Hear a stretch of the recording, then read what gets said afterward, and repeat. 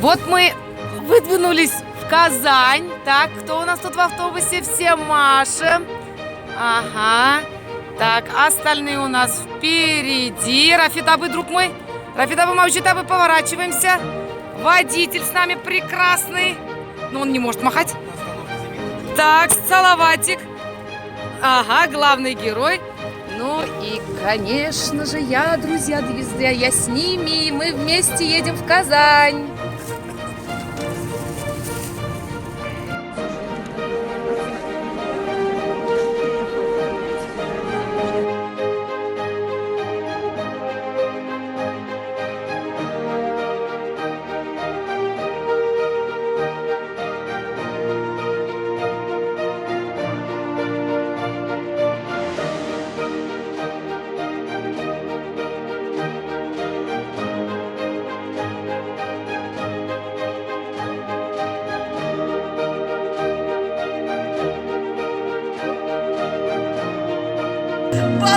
Балакаем!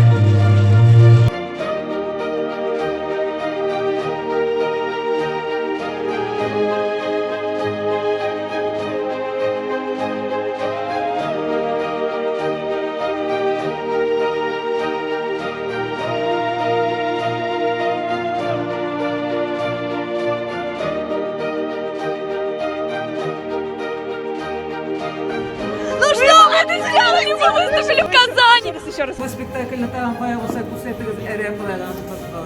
миссия не просто спектакль народного театра, это какая-то такая глубокомысленная миссия.